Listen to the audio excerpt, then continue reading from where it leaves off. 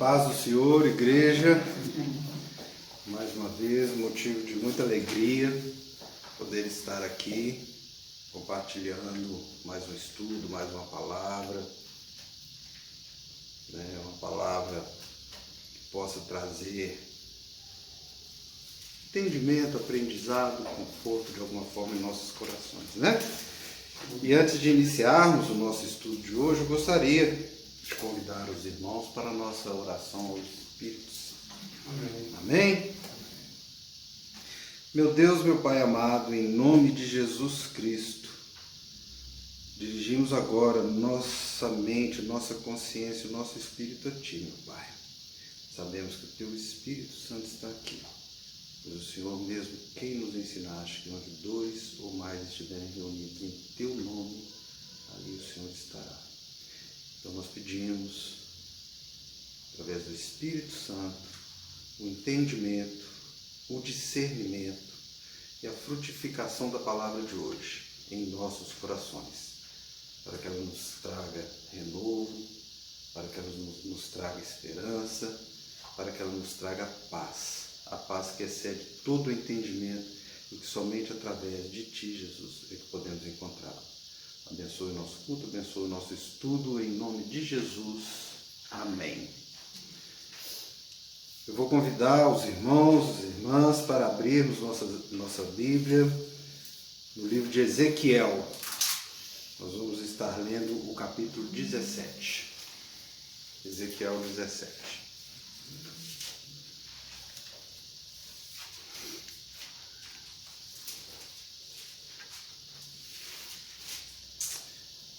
Neste caso, vai ser importante eu ler o capítulo todo, mas eu vou procurar fazer uma leitura rápida, para não tomar muito tempo, amém?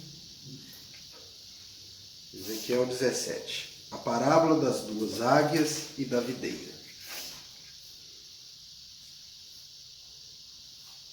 Veio a mim a palavra do Senhor dizendo: Filho do homem, propõe um enigma e usa de uma parábola para a casa de Israel. E diz: Assim diz o Senhor Deus, uma grande águia, de grandes asas, de comprida plumagem, farta de penas de várias cores, veio ao Líbano e levou a ponta de um cedro. Arrancou a ponta mais alta dos seus ramos e a levou para uma terra de negociantes. Na cidade de mercadores a deixou. Tomou muda de terra e a plantou num campo fértil. Tomou-a e pôs junto às muitas águas como salgueiro. Ela cresceu e se tornou videira muito larga, de pouca altura, virando para a águia os seus ramos, porque as suas raízes estavam debaixo dela. Assim se tornou em videira e produzia ramos e lançava renovos. Outra grande águia, de grandes asas e de muitas penas, e eis que a videira lançou para ela as suas raízes e estendeu para ela os seus ramos, desde a cova do seu plantio para que a regasse. Em boa terra, à borda de muitas águas, estava ela plantada para produzir ramos e dar frutos e ser excelente videira. Dize: assim diz o Senhor Deus, acaso prosperará ela? Não lhe arrancará a águia as raízes e não cortará o seu fruto, para que se sequem todas as folhas de seus renovos? Não será necessário nem poderoso braço, nem muita gente para arrancar por suas raízes, mas ainda plantada prosperará? Acaso, tocando-lhe o vento oriental, de todo não se secará? Desde a cova do seu plantio se secará. Essa é a parábola. Do versículo 11 em diante é a explicação da parábola que Ezequiel dá naquele momento. Eu vou ler também, tá? Então veio a mim a palavra do Senhor dizendo: Dize agora à casa rebelde: não sabeis o que lhe significam estas coisas? Dize: eis que veio o rei da Babilônia a Jerusalém e tomou o seu rei e os seus príncipes e o levou consigo para a Babilônia. Tomou um da estirpe real e fez aliança com ele. Também tomou dele juramento levou os poderosos da terra, para que o reino ficasse humilhado e não se levantasse, mas guardando a sua aliança pudesse subsistir.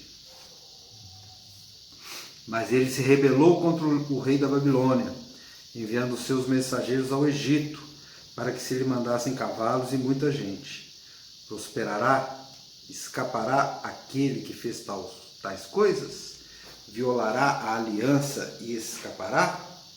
Tão certo como eu vivo, diz o Senhor Deus, no lugar em que habita o rei que o fez reinar, cujo juramento desprezou e cuja aliança violou. Assim, junto dele, no meio da Babilônia, será morto. Faraó, nem com grande exército, nem com numerosa companhia, o ajudará na guerra, levantando tranqueiras e edificando baluartes para destruir muitas vidas, pois desprezou o juramento, violando a aliança feita com um aperto de mão, e praticou todas essas coisas, por isso não escapará. Portanto, assim diz o Senhor Deus, tão certo como eu vivo, o meu juramento que desprezou e a minha aliança que violou, isto farei recair sobre a sua cabeça. Estenderei sobre ele a minha rede, e ficará preso no meu laço. Levá-lo-ei à Babilônia, e ali entrarei em juízo com ele por causa da rebeldia que praticou contra mim. Todos os seus fugitivos, com todas as suas tropas, cairão à espada, e os que restarem serão espalhados a todos os ventos, e saberei que eu, o Senhor, o disse. Assim diz o Senhor Deus: também eu tomarei a ponta de um cedro e a plantarei. Do principal dos seus ramos cortarei o renovo mais tenro e plantarei sobre um monte alto e sublime. No monte alto de Israel o plantarei e produzirá ramos, dará frutos e se fará cedro excelente. Debaixo dele habitarão animais de toda sorte, e à sombra dos seus ramos se aninharão aves de toda espécie. Saberão todas as árvores do campo que eu, o Senhor, abati a árvore alta, elevei a baixa, sequei a árvore verde e fiz reverdecer a seca. Eu, o Senhor, o disse e o fiz. Amém? Muita coisa, né? Difícil, né? Da outra vez eu tive a oportunidade de falar um pouquinho sobre Ezequiel. Era importante até fazer aquele estudo de quem era Ezequiel, até para a gente ver como que ele proferia suas parábolas, né? E essa aqui já no início ele já fala, né, que vê a voz de Deus falando, propõe um enigma e uma parábola. Então, eram parábolas, tanto que ele explica a parábola depois, que eram parábolas difíceis, né? Então aqui ele está falando de duas águias e da videira.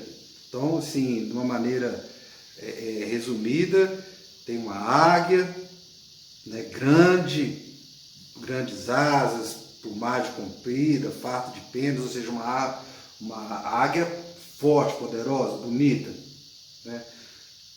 Topo da cadeia alimentar. Então essa árvore, ela veio ao Líbano, que ele cita Líbano, mas as doutrinas, as exegeses, eles explicam que aqui ele está fazendo uma figuração de Jerusalém, Líbano seria Jerusalém, entenda-se como Jerusalém, e levou a ponta de um cedro, arrancou a ponta mais alta dos seus ramos e levou para a terra de negociantes, ou seja, essa águia foi lá, arrancou a ponta do cedro, que era a árvore mais alta, arrancou as pontas, a parte mais importante, levou, e lá fez dessas pontas muda, plantou na terra, plantou num campo fértil, junto a muitas águas, ela cresceu, se tornou muito larga, muito forte, mas aí depois apareceu uma outra grande águia, já está lá no versículo 7, de grandes asas e muitas penas, uma outra águia poderosa também, e eis que essa videira que já tinha crescido ali, estava no lugar certo, crescendo no renovo, lançou suas raízes para essa outra águia, ou seja, pendeu para essa outra águia, e, ou seja, abandonou aquela terra boa, aquele lugar bom que ela estava, para se lançar para uma outra águia, para um outro lugar, onde essa não poderia produzir, né, o que diz aqui. E assim, acaso prosperará ela, tirando suas raízes daquele ribeiro, daquele lugar bom e lançando para um outro lugar desconhecido? Não lhe arrancará a águia as raízes e não cortará o seu fruto para que se sequem todas as folhas de seu renovo. Então ali Deus já está mostrando que aquilo ali não daria certo, o que essa videira dentro da parábola fez. Então o que Ezequiel está falando aqui? Então vamos lá. Ezequiel, né, lembrando, ele está no cativeiro, então ele está proferindo essa parábola lá na Babilônia, e ele está falando o seguinte: essa primeira grande águia bonita e de plumas, ele está fazendo referência a Nabucodonosor, o rei da Babilônia.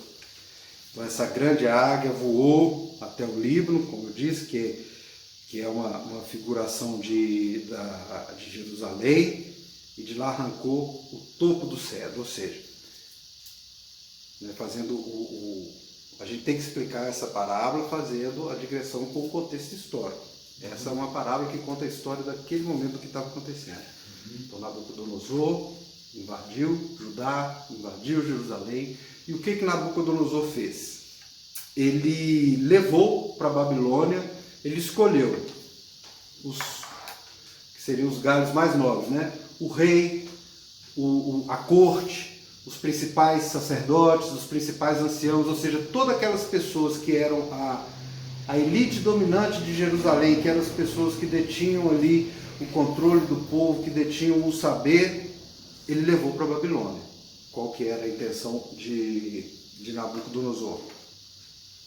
Era que essas pessoas não pudessem ficar lá em Jerusalém influenciando o povo que tinha ficado para trás contra ele, né? Porque neste momento, nessa primeira invasão de Nabucodonosor a Jerusalém, ele apenas conquistou a cidade, né? Levou, lógico, os despojos, mas levou essas pessoas principais, mas manteve a cidade funcionando, né? Ezequiel, ele estava cativo na Babilônia porque Ezequiel era profeta, então ele se enquadrou dentro desses principais que foram levados cativos. Mas o povo mesmo, a população, a grande maioria de Jerusalém ficou, né? E isso simbolizava, então, dessa forma, ele levando essas pessoas, levando todo mundo para o seu controle, ele estava simbolizando a sua vitória sobre Jerusalém. Então, essa é a primeira águia, que simboliza Nabucodonosor, quando ele conquista Jerusalém e leva essas pessoas principais para o exílio na Babilônia. Agora, na segunda parte, vemos que Nabucodonosor, ao fazer isso, ele não era um rei tão impiedoso assim. Por quê? Quando ele fala que ele pegou, né, a parábola fala que ele pegou um pouco da semente da terra e plantou como salgueiro em água abundante, ele está falando que Nabucodonosor não destruiu Jerusalém, ela permitiu que ela continuasse lá do jeito que ela estava, no ribeiro, às margens do rio, mas funcionando como um estado vassalo, né, sob o controle da Babilônia, que era muito comum, certo? E Nabucodonosor constituiu lá em Jerusalém um rei vassalo, que seria o rei Zedequias. Foi o último rei de Judá, Zedequias.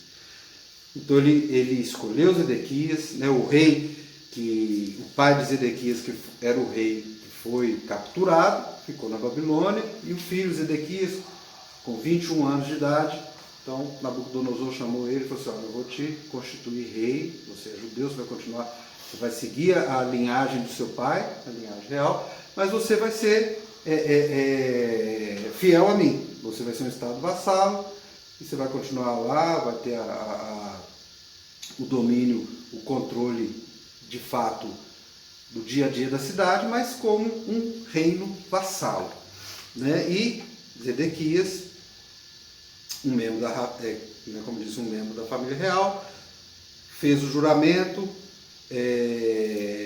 para se manter fiel a Nabucodonosor, e inclusive aí outras, né? Porque essa história aqui essa parábola que Ezequiel conta e essa parte histórica que eu estou falando está lá no livro também de 2 Reis, são os últimos capítulos de 2 Reis, são os últimos capítulos de 2 Crônicas. O profeta Jeremias também relata essa história.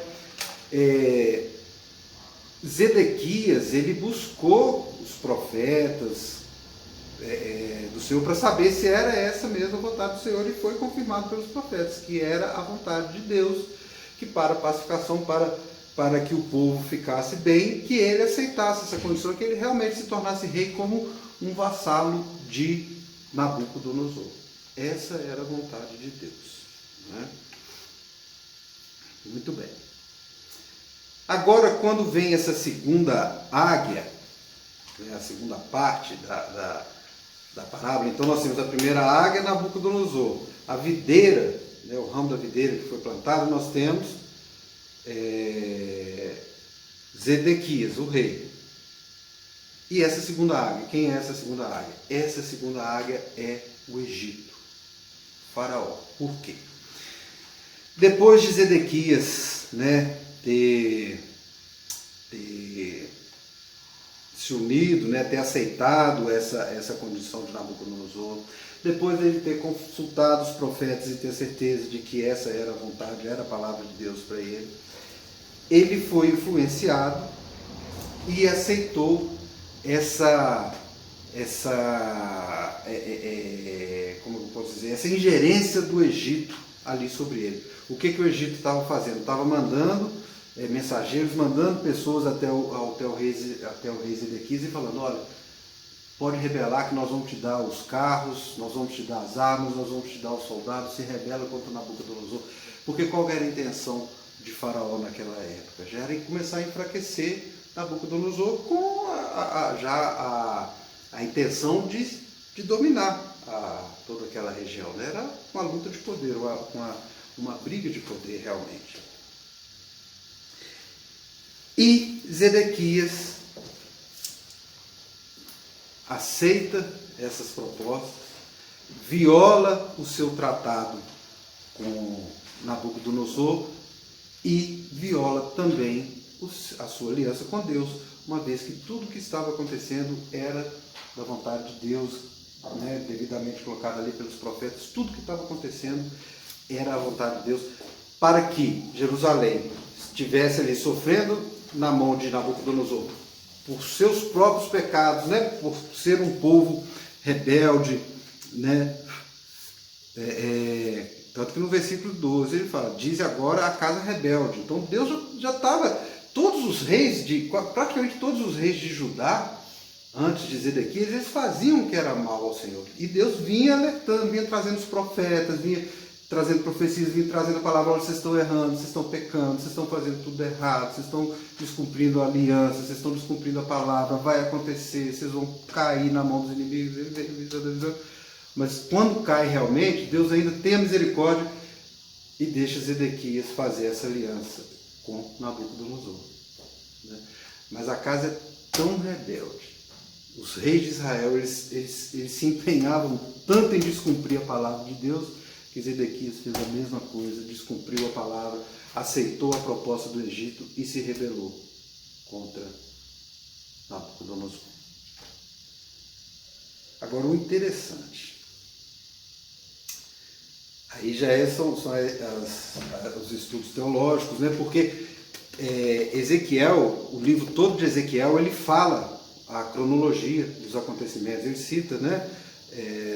No ano 10º, ele vai colocando a história dele de forma que os estudiosos conseguem determinar em que ano tudo isso aconteceu. E tem a parte histórica também, né, dos estudos históricos, dos registros do reinado de Nabucodonosor e tal.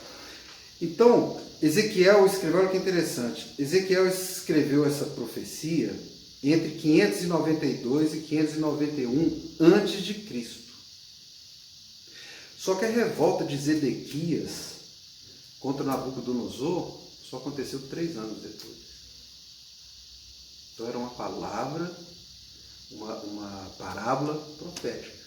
O que Ezequiel estava falando aqui nessa segunda parte da palavra, da revolta de Zedequias, ela ainda não tinha acontecido. Nós vamos encontrar ela no livro de 2 Crônicas, no livro de 2 Reis e no capítulo 37 de Jeremias. Quando Jeremias já estava preso, ele também relatou essa rebelião de Zedequias. E então o Egito influenciou Zedequias, né? E aí a gente vê já lá nos livros históricos que eu citei o que aconteceu, né? A Babilônia fez o cerco foi muito forte. O pessoal do Egito viu, na hora que viu que o cerco não poderia ser derrubado, voltaram para trás, abandonaram Zedequias, e aí realmente Nabucodonosor tomou Jerusalém e destruiu Jerusalém. Aí foi quando veio a destruição do templo.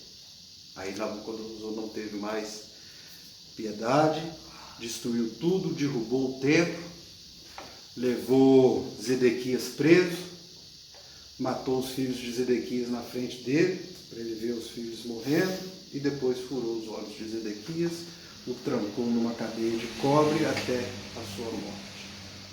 Aí já não teve mais o perdão. Aí Nabucodonosor já não teve mais misericórdia. E isso tudo aconteceu depois que Ezequiel proferiu essa parábola. Tanto que o interessante dessa parábola é que tem essa parte, né, simbólica das águias, de Ezequias, mas depois vem a explicação. Era uma parábola tão complexa para o povo entender naquele momento, e como eu falei aqui estudando Ezequiel, que Ezequiel era um profeta que era considerado até meio louco, né? Ele falava sobre enigmas, as pessoas não entendiam o que ele estava falando, e era aquela doideira toda. Então, essa parábola ele explicou, por isso que dos versículos 12 em diante ele está explicando justamente tudo isso que eu falei, né? Ele só não explica, ele só não fala sobre a derrubada de Jerusalém, porque ela ainda não tinha acontecido, e ele deixa apenas implícito que Deus está falando. Olha, ao versículo 18: pois desprezou o juramento, violando a aliança feita com aperto de mão, e praticou todas estas coisas, por isso não escapará. Portanto, assim diz o Senhor Deus, 3 anos antes, hein? Tão certo como eu vivo, o meu juramento que desprezou e a minha aliança que violou, isto farei recair sobre a sua cabeça. Estenderei sobre ele a minha rede, e ficará preso no meu laço, levá-lo-ei à Babilônia, e ali entrarei em juízo com ele por causa da rebeldia que praticou contra mim. Todos os seus fugitivos, todas as suas tropas cairão à espada, e os que restarem serão espalhados a todos os ventos, e sabereis que eu, o Senhor, o vi. Então, tudo se cumpriu, e se cumpriu apenas 3 anos depois. Olha que poderoso, né? Mas diante de toda essa tragédia, de tanta essa catástrofe, então imagina, Ezequiel ali fazendo fazendo uma profecia, né? O pessoal ali cativo, já aqueles ali cativos, e ele já pensando, bom, então acabou foi tudo, agora nós estamos perdidos mesmo, não tem caminho, né? Como realmente aconteceu, mas ele ainda traz uma palavra de esperança. E o final do capítulo, do versículo 22 até o 24, é onde acabou que eu olhei e falei, vai morrer todo mundo, vai acabar todo mundo. Aí vem o versículo 22, assim diz o Senhor Deus. E o que vem nessa última parte? Né? Deus disse que Ele mesmo fará florescer um cedro e o plantará. E que vai vir da linha de Davi, a linha real que havia sido arrancada por Nabucodonosor. Deus promete replantá-la e restaurar o reino de Israel. Esse reino produzirá galhos e dará frutas e se tornará um esplêndido cedro. Em vez de ser um peão na mão das nações vizinhas, Israel protegerá as nações vizinhas. Então o propósito de Deus em restaurar é revelar sua glória e o plano para todas as nações. Então aqui nós temos o entendimento seguinte, eu particularmente entendo que ele já está falando, apontando para Jesus. Nessa linha davídica, esse novo cedro, esse novo restauro será através de Jesus. Porque ele fala: cortarei o renovo mais tenro e plantarei sobre um monte alto e sublime, e no monte alto de Israel o plantarei e produzirá ramos, dará frutos. Debaixo dele habitarão animais de toda a sorte, e à sombra de seus ramos se aninharão aves de todas as espécies. Então isso está apontando para Jesus. Ele falando: olha, aqui do ponto de vista histórico acaba aqui agora a linhagem real. Zedequias foi o último rei. Caiu Jerusalém, acabou. Acabou. E daí em diante, até a vinda de Jesus, Israel, Jerusalém e Judá foi sempre um estado vassalo. Foi vassalo aqui da Babilônia, depois foi vassalo dos assírios, depois dividiu lá com Alexandre o Grande, depois que Alexandre o Grande morreu, dividiu, continuou sendo vassalo, até vir o Império Romano e tomar novamente os assírios, mas Jerusalém sempre vassalo. Mas Deus promete um restauro, mas esse restauro é o quê? É espiritual, é Jerusalém espiritual. Aí muitos entendem que essa profecia ainda não foi cumprida, aqueles que entendem que eles estão falando da nação de Israel ser restaurada, e a nação de Israel está por cima de todas as nações. Eu não vejo dessa forma, mas a gente tem que respeitar os estudiosos, principalmente os de religião judaica, né, que estão esperando o cumprimento dessa profecia como a nação de Israel triunfando sobre as demais. Porque Israel, né, os israelitas, os que são da religião judaica, eles ainda esperam a volta do Messias.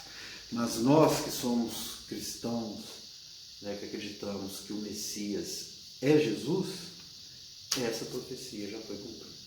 Então ela foi cumprida 3 anos depois com tudo que aconteceu do ponto de vista histórico da tomada de Jerusalém, e ela aconteceu séculos e séculos depois com esse renovo, com esse ramo excelente que Deus falou que ele plantaria para que todos estivessem abrigados debaixo dele, que aí é Jesus, espiritualmente. Então, é muito interessante quando a gente estuda o Antigo Testamento e a gente percebe que essas parábolas, os estudos que a gente vem fazendo aí, todos apontaram para Jesus. Acho que nenhum deixou de apontar para Jesus, pela vinda do Messias, quando se fala em profecias, né? Mas ela também traz reflexões que nós podemos aplicar no nosso dia de hoje. Nós já sabemos que Jesus é o Messias, ele é o Cristo, é ele que é o nosso Senhor e Salvador. Mas o estudo ele também traz algumas reflexões que eu acho, algumas lições que são interessantes a gente trazer, né? A primeira, Zedequias descumpriu uma aliança dele com Deus. Então, obviamente, é uma lição que a gente tem que ter de que é a importância de nós mantermos essa aliança que nós fizemos com Deus através de Jesus, através do sangue de Jesus, né, derrubado na cruz para a nossa salvação, para nos redimir do pecado. Isso é a nossa aliança com Deus. Então essa parábola, ela mostra a importância de que nós devemos manter essa aliança com Deus. Como que nós vamos manter essa aliança com Deus? Através de Jesus, seguindo o Evangelho de Jesus, buscando através do Evangelho de Jesus ficarmos firmes na nossa caminhada aqui na terra, nesse mundo. Porque toda hora vai vir um faraó, toda hora vai vir uma águia egípcia aí apontando para a gente, querendo puxar a gente para o lado dela. Isso vai ser o tempo todo.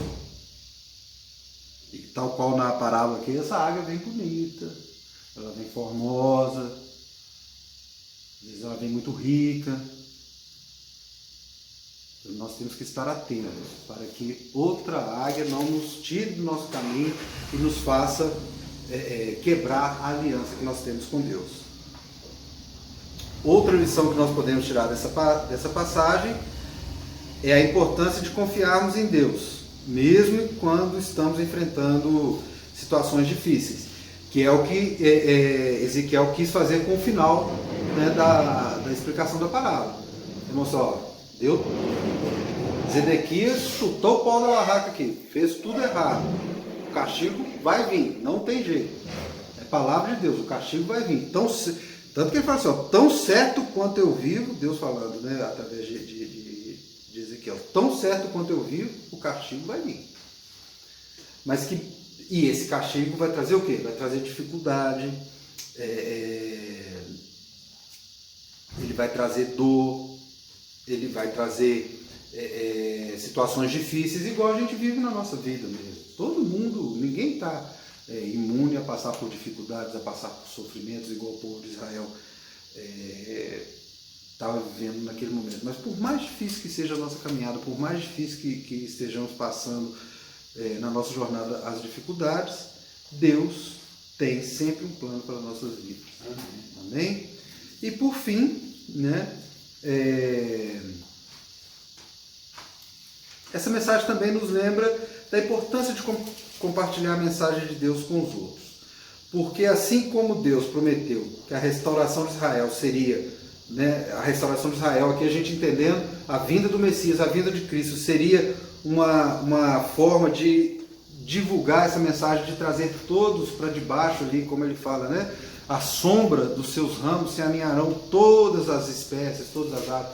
Então, da mesma forma que ele traz essa restauração, através de Jesus, através do compartilhamento da palavra, assim também nós podemos fazer através do compartilhamento da palavra, de mostrar a importância do Evangelho para aqueles que realmente queiram seguir, né? Mas não deixa de ser uma lição também, como Ezequiel fez. Ao final, ele compartilhou a palavra, ele compartilhou a mensagem de forma a trazer esperança para aquele povo. Né? Então, Ezequiel 17, finalizando, ele nos lembra a importância de manter nossa aliança com Deus, confiar nele, ter esperança em nosso futuro e compartilhar sua mensagem com os outros. E que Deus nos abençoe para que nós possamos aplicar essas lições nas nossas vidas hoje e seguir a Deus com todo o nosso coração.